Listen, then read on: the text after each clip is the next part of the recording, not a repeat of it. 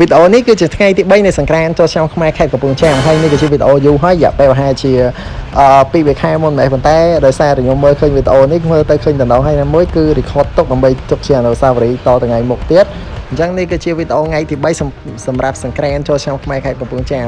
ឃើញថាថ្ងៃទី3ពេលនោះគឺមានតិចជាងថ្ងៃទី2ទេហើយនឹងថ្ងៃទី1ហើយនឹងថ្ងៃទី3គឺមានប្រហាក់ប្រហែលគ្នាអញ្ចឹងសរុបកាលនោះភ្ញៀវទេសចរសរុបចូលទាំងអស់គឺ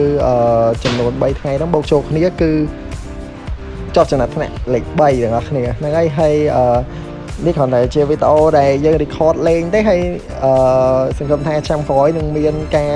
ធ្វើកម្មវិធីសង្ក្រាន្តធំជាងនឹងទៀតហើយនឹងមានអ្នកចូលរួមកាន់តែច្រើនជាងនឹងទៀតហើយយើងនឹងមកលេងសប្បាយទាំងអស់គ្នាដោយសារតែឆ្នាំទៅនេះគឺមិនឆ្នាំទៅគឺឆ្នាំនឹងតែម្ដងគឺសប្បាយមែនទែនគឺគាត់លេងអត់ប្រកែប្រកាន់គ្នាទេមានដូចជាទាំងជិះឡានទឹកដីជិះលំមកមានទាំងម៉ូតូមានអីទាំងអស់គឺគាត់លេងអត់ប្រកែប្រកាន់គ្នាទេហើយលេងសប្បាយគឺមានសន្តិភាពអត់ខឹងគ្នាហើយមានទាំងមកពីខាងស្រុកគាត់ភ័យឆោចកាលើកំពង់សៀមធំធំវិញក៏មកដែរសប្បាយទាំងអស់គ្នាអញ្ចឹងសង្ឃឹមថាឆ្នាំក្រោយយើងមកលេងសប្បាយទាំងអស់គ្នានេះគ្រាន់តែជាវីដេអូពីមុនទេតែមើលទៅឃើញតំណងក៏យកមក record និងរំលឹកវិញទៅហើយមើលឃើញពេលហ្នឹងគឺសប្បាយមែនតើអ្នកគ្នាមើលទេសភាពជាក់ស្ដែងគាត់លេងបាញ់ទឹកគាត់ចាក់ទឹកគឺអត់ប្រកែប្រកាន់គ្នាទេក៏មានខឹងគ្នាដែរមានទាំងក្មេងមានទាំងចាស់មានគ្រប់វ័យតែម្ដងហើយពេលហ្នឹងគឺចំថ្ងៃមិនភ្លៀងទៀតចំថ្ងៃថ្ងៃគេហាលៀសគឺប៉ុន្តែភ្លៀងគឺភ្លៀងពេលយប់ក្បែរពេលព្រឹកដែរតែពេលហ្នឹងគឺហាលៀសគឺអត់បានញ៉ាំទេដោយសារតែ1ម៉ោងគឺអស់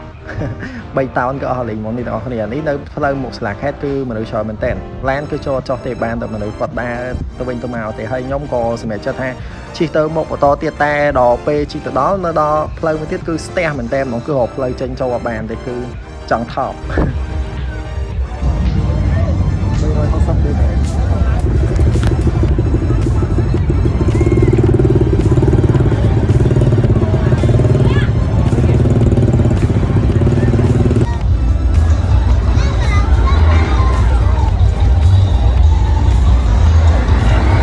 នេះមកដល់កន្លែងនេះយើងក៏សម្រាប់ចិត្តចូលក្រាស់សាំងដើម្បីចូលបន្ទប់ទឹកសិនដោយសារតែមើលច្រើនពេកសូម្បីតែបន្ទប់ទឹកក៏ស្ទះដែរទាំងអស់គ្នាគឺអត់បានចូលទេដោយសារតែច្រើនខ្លាំងពេកអញ្ចឹងយើងក៏អត់បានលេងនៅខាងមុខសាលាខេត្តក៏ចូលនៅក្នុងសាលាខេត្តអត់ចុះដែរដោយសារតែថ្ងៃទី3ហ្នឹងគឺថ្ងៃដែលគេបាញ់ទឹកតែម្ដងអញ្ចឹងក៏ជិះទៅតាមផ្លូវ